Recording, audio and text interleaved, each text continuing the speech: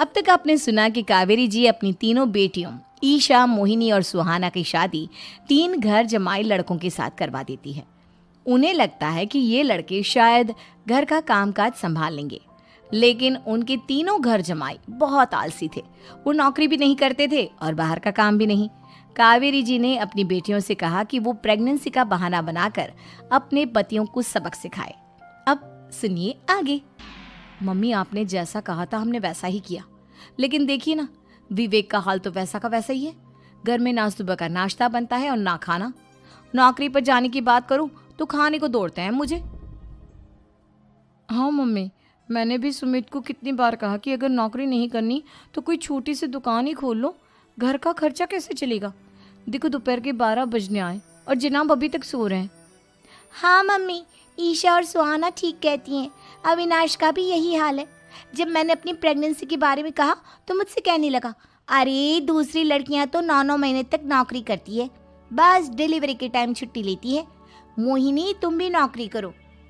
अब मुझे कहाँ नौकरी मिलेगी? मम्मी बताओ अब मैं क्या करूँ? हे भगवान, क्या सोचकर घर जमाई दामाद लाई थी मैं कि मेरी बेटियां मेरे पास रहेंगी और खुश रहेंगी, लेकिन इन आलसी दामादों ने तो हमारी जिंदगी को भी प्रॉब्लम में डाल दिया है। मैं तो कहती हूँ मम्मी, हम लोग वापस अपनी जॉब पर जाना शुरू कर देते हैं। बता देते हैं इन लोगों को कि हमने प्रेगनेंसी का बहाना किया है। नहीं नहीं बेटा, ऐसी गलती भी मत करना। अगर तुमने ऐसा किया तो इन तीनों की आदत और ख़राब हो जाएगी। अरे आज नहीं तो कल कभी तो तुम प्रेग्नेंट होगी, तब वापस यही प्रॉब्लम आएगी। तब क्या करोगी तुम तीनों? हाँ मम्मी, आपकी बात तो बिल्कुल सही है। इन लोगों को तो सुधारना ही पड़ेगा। लेकिन कैसे? अपने बच्चों के आने की खबर सुनकर भी इन लोगों पर कोई असर नहीं हो रहा। पैसे कमाने के लिए घर से बाहर निकलना ही नहीं चाहते ये तीनों। अब मेरे दिमाग में एक प्लान आया है। तुम तीनों चिंता मत करो, उन तीनों को बुलाओ, फिर मैं बात करती हूँ। थोड़ी देर बाद कावेरी जी अपने तीनों दामादों को सामने बुलाकर अपनी बात कहना शुरू करती हैं।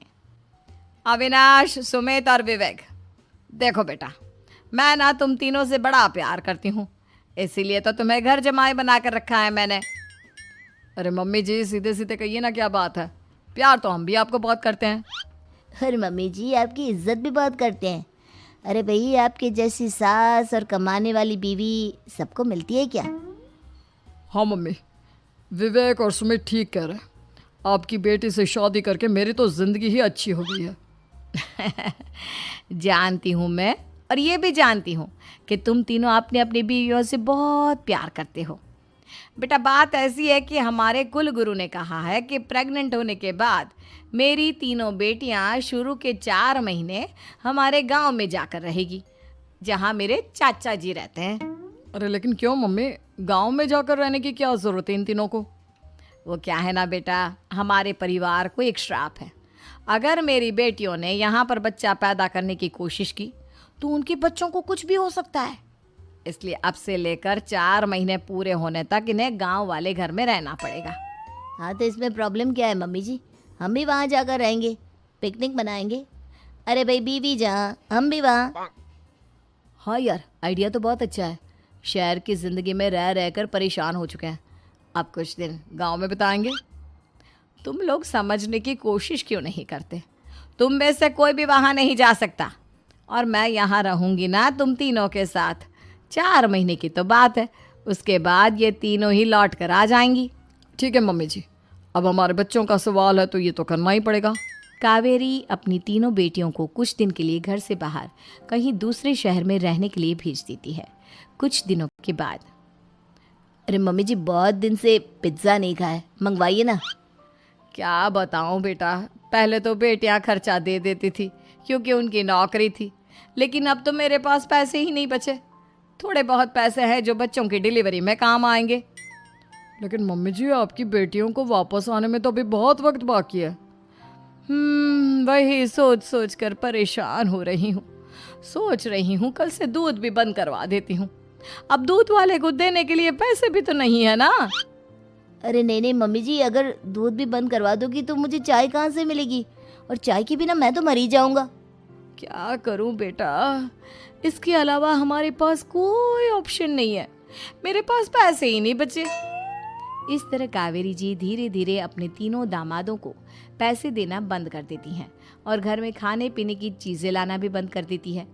अब वो तीनों बुरी तरह से परेशान होने लगे थे और इसलिए एक दिन तीनों प्लान करके घर से बाहर निकलते हैं और बाजार में जाने के बाद यार अच्छा खाना खाए हुए कितने दिन हो गए, पता नहीं कब अच्छा खाना मिलेगा।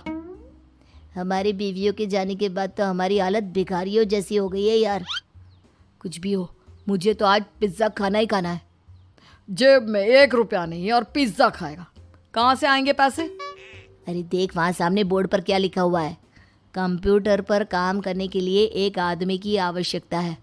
भाई मैं तो जा रहा हूँ, काम करूँगा और शाम तक पैसे लाकर आराम से पिज्ज़ा खाऊंगा। जा जा, तुझे कोई काम नहीं देने वाला, हम तो घर जा रहे हैं। चल भाई सुमित।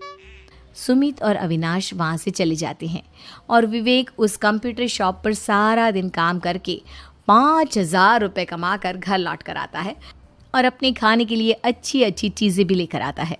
ये देखकर विवेक और सुमित के दिल में भी कुछ पैसे कमाने की इच्छा जागती है। अरे सुबह सुबह कहाँ चल दी है तुम? मम्मी जी एक बहुत अच्छी जगह मिली है, कंप्यूटर पर काम करने के 5,000 मिले थे कल मुझे। अगर रोज़ काम करूँगा तो पूरे 40,000 की तनख्वाह।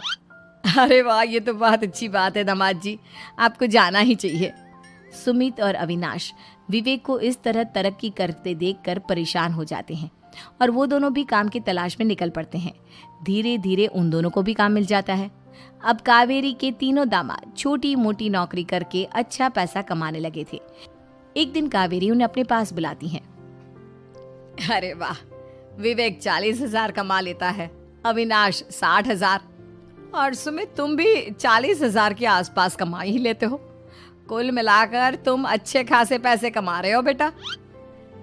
हाँ मम्मी जी, बहुत मज़ा आता है जब महीने के एंड में मोटी रकम हाथ में आती है।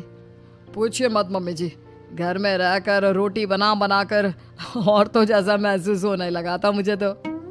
हाँ बेटा, तुम तीनों की बात तो बिल्कुल ठीक है और जानते हो अब तुम तीनों की पत्नियां भी वापस लौट कर आने वाली है।